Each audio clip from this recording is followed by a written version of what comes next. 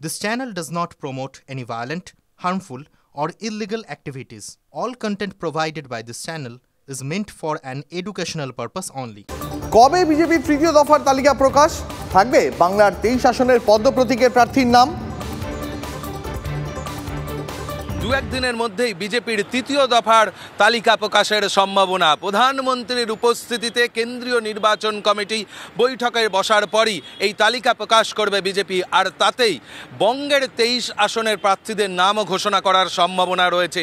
কোন কোন আসনে নজর থাকবে? দমদম, ব্যারাকপুর, রায়গঞ্জ, মেদিনীপুর, দার্জিলিং, বর্ধমান, দুর্গাপুরে কারা দাঁড়াচ্ছেন তা নিয়ে রাজনৈতিক মহলের যেমন কৌতূহল রয়েছে, তেমন বিজেপির অন্দরেও কৌতূহল রয়েছে। তার সঙ্গে দক্ষিণ কলকাতা ডায়মন্ড হারবারেই বা কারা প্রতিদ্বন্দ্বিতা করবেন সেদিকেও নজর রয়েছে রাজনৈতিক মহলের।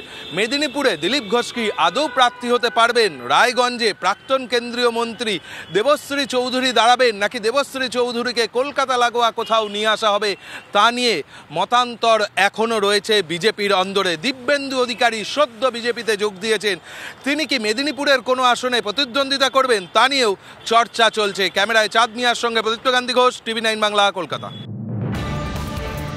গার্ডেন রিচ বিপর্যয়ের দায় স্বীকার করে নিলেন মেয়র। TV9 বাংলাকে দেওয়া একান্ত সাক্ষাৎকারে মানলেন তিনি ব্যর্থ।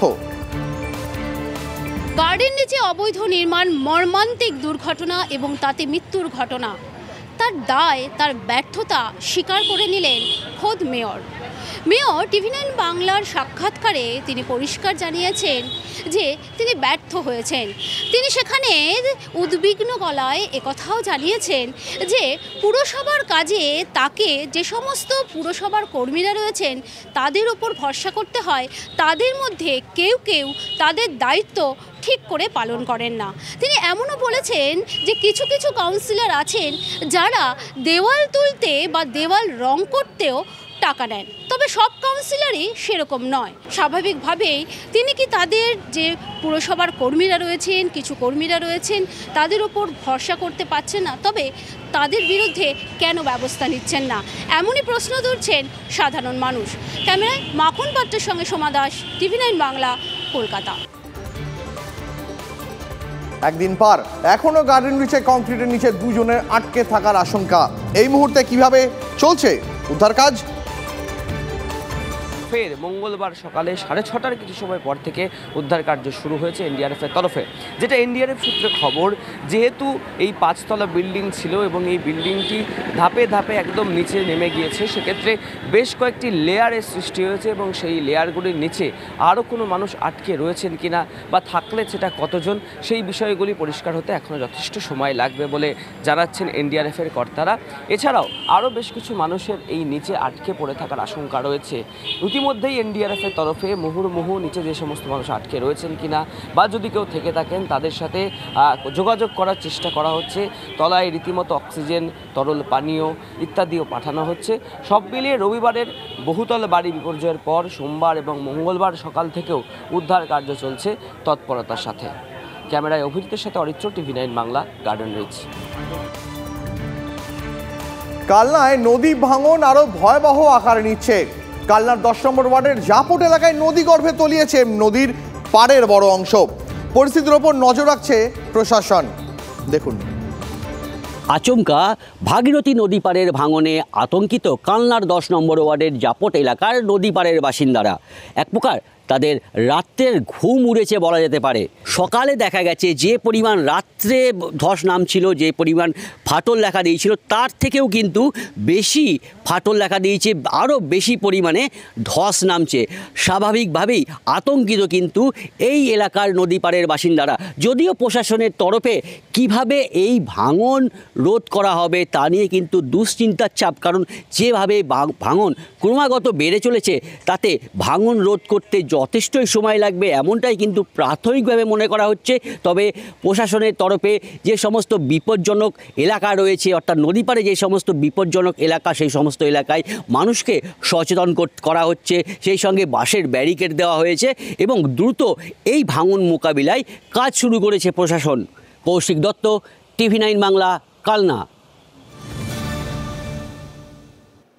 সুষ্ঠু, অবাধ ও শান্তিপূর্ণ ভোট করাতে তৎপর কমিশন। ভোটারদের আস্থা বাড়াতে টহল কেন্দ্রীয় বাহিনীর। বাঁকুড়ার রানীবাঁধের আক্ষুটা মোড় এলাকায় এদিন টহল দিতে দেখা গেল কেন্দ্রীয় বাহিনীকে। দিনক্ষণ ঘোষণা করেছে নির্বাচন কমিশন এবং সেই ঘোষণা অনুযায়ী আগামী 25 মে বাঁকুড়া লোকসভা কেন্দ্রের নির্বাচন। তার আগে বাঁকুড়ার কোথাও যাতে কোনো রকম অশান্তি এবং কোনো রকম ভয় দেখানো বা এই ধরনের কোনো ঘটনা যাতে না ঘটে সেই বিষয়টা নিশ্চিত করতে চাইছে বাঁকুড়া জেলা পুলিশ এবং কেন্দ্রীয় বাহিনী। ইতিমধ্যে বাঁকুড়ার বিভিন্ন জায়গায় 3 কোম্পানি কেন্দ্রীয় বাহিনী মোতায়েন করা হয়েছে। সেই কেন্দ্রীয় বাহিনীর টহল চলছে জায়গায় জায়গায়।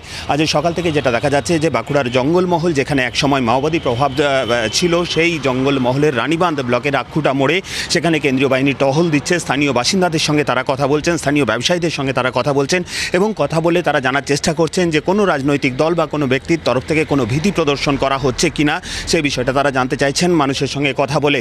আসলে আগামী যে 25 মে নির্বাচন রয়েছে সেই নির্বাচনে যাতে কোনো রকম অশান্তির ঘটনা না ঘটে সেই বিষয়টাই এই মুহূর্তে নিশ্চিত করা কেন্দ্রীয় বাহিনীর কাছে অন্যতম প্রধান লক্ষ্য। বাঁকুড়ার আক্ষুটা মোড় থেকে ক্যামেরায় বুধন কর্মকারের সঙ্গে হীরক মুখার্জি, TV9 বাংলা। সুপ্রিম কোর্টে আজ সিএএ মামলা। সিএএ বিধির ওপর স্থগিতাদেশের আবেদনের শুনানি। প্রধান বিচারপতি নেতৃত্বাধীন বেঞ্চে মামলার শুনানি। কেন্দ্রীয় সরকার বারবার ধরে তাদের অবস্থান স্পষ্ট করছে, এই আইন নাগরিকত্ব দেওয়ার আইন, কারো নাগরিকত্ব কেড়ে নেওয়ার আইন নয়। ফলত প্রধান বিচারপতির এজলাসে আজকে শুনানি অত্যন্ত গুরুত্বপূর্ণ। আগামী দিনে যারা অন্য দেশ থেকে এসছেন, 6টি ধর্মাবলম্বী মানুষ, 6টি ধর্মের বিভিন্ন সম্প্রদায়ের মানুষ, তারা নাগরিকত্ব পাবেন কিনা তা নিয়ে যেমন প্রশ্ন, আগামী দিনে লোকসভা নির্বাচনের আগে দেশের রাজনীতির গতি প্রকৃতি কোন খাতে বইবে তা সম্পূর্ণভাবে নির্ভর করবে প্রধান বিচারপতির এজলাসের শুনানির গতি প্রকৃতির ওপর। ফলত নজর এবার শীর্ষ আদালতের দিকেই। নয়াদিল্লি থেকে ক্যামেরায় রাজেশ কুমারের সঙ্গে জ্যোতির্ময় কর্মকার, TV9 বাংলা। দিনক্ষণ ঘোষণা হয়ে গেছে। মুর্শিদাবাদে এখনো ঠিকই হয়নি স্পর্শকাতর বুথের তালিকা। বিরোধীরা প্রশ্ন তুলতে শুরু করেছে ইতিমধ্যেই। ভোটের দামামা বেজে গেছে, কিন্তু জেলায় এখনো চিহ্নিত হয়নি স্পর্শকাতর বুথের সংখ্যা। জেলা প্রশাসন এবং জেলা নির্বাচন কমিশন সাংবাদিক বৈঠক করেন এবং সেখানে তিনি কোনোভাবেই স্পর্শকাতর বুথের সংখ্যা বলেননি, যে এখনো পর্যন্ত জেলায় কোনো স্পর্শকাতর বুথ নেই। আর সেখানেই প্রশ্ন তুলতে শুরু করেছে বিরোধীরা। বিরোধীদের অভিযোগ, মুর্শিদাবাদে ভোট মানেই রক্তাক্ত রাজনৈতিক সংঘর্ষের ঘটনা ঘটে। গত পঞ্চায়েত নির্বাচনে ভোট লুটের মতো ঘটনা ঘটেছিল এবং রক্তাক্ত হয়েছিল, মৃত্যুর ঘটনাও ঘটেছিল। কিন্তু সেই জায়গায় দাঁড়িয়ে কেন স্পর্শকাতর বুথের সংখ্যা নেই? কোথাও কি কিছু লুকাচ্ছে? এমনই প্রশ্ন তুলেছে বিরোধীরা। প্রত্যেক বিরোধীদের দাবি যে মুর্শিদাবাদে অবাধে কোনোদিন নির্বাচন হয়নি, সেই জায়গায় কেন তারা স্পর্শকাতর বুথের সংখ্যা চিহ্নিতকরণ করলো না, প্রশ্ন তুলছে। মুর্শিদাবাদ থেকে ক্যামেরায় সিদ্ধার্থর সাথে কৌশিক, TV9 বাংলা। বিজেপিকে ভোট দিলে দেখে নেওয়ার হুমকির অভিযোগ। দিনহাটার উদয়ন ঘনিষ্ঠ তৃণমূল নেতার বিরুদ্ধে ভোটারদের শাসানোর অভিযোগ। লোকসভা ভোটের নির্ঘণ্ট ইতিমধ্যেই প্রকাশ্যে, আর প্রথম ভোট হচ্ছে যে কটি জায়গায়, তার মধ্যে কোচবিহার অন্যতম। কোচবিহারের ভোটের দিন যতই এগিয়ে আসছে ততই রাজনৈতিক উত্তাপ যেমন বাড়ছে, পাশাপাশি বাড়ছে হুমকি দেবার পালা। আর যেভাবে হুমকির ঘটনা প্রকাশ্যে এসছে তাতে কিন্তু একটা ব্যাপার স্পষ্ট, যে কোথাও যেন যারা হুমকি দিচ্ছেন তারা কিছুটা ব্যাকফুটে। চৌরাহাট বাজারের তৃণমূল নেতার হুমকি, সে কথাই কিন্তু বারবার মনে করিয়ে দিচ্ছে। তার স্পষ্ট বক্তব্য যে যারা এবার বিজেপির হয়ে ভোট করবেন তাদেরকে ভোটের পরে দেখে নেওয়া হবে। আর এই হুমকির পর তার যে যুক্তি, সেটা কিন্তু আরও ভয়ঙ্কর। কারণ হুমকি এ কারণেই দিচ্ছেন, যারা নরম কথা বোঝেন না তাদেরকে একটু গরম দিতে হয়, স্পষ্ট বক্তব্য তৃণমূল নেতার। কোচবিহার থেকে ক্যামেরায় বাপিদের সাথে সুমন কল্যাণ ভদ্রের রিপোর্ট, TV9 বাংলা।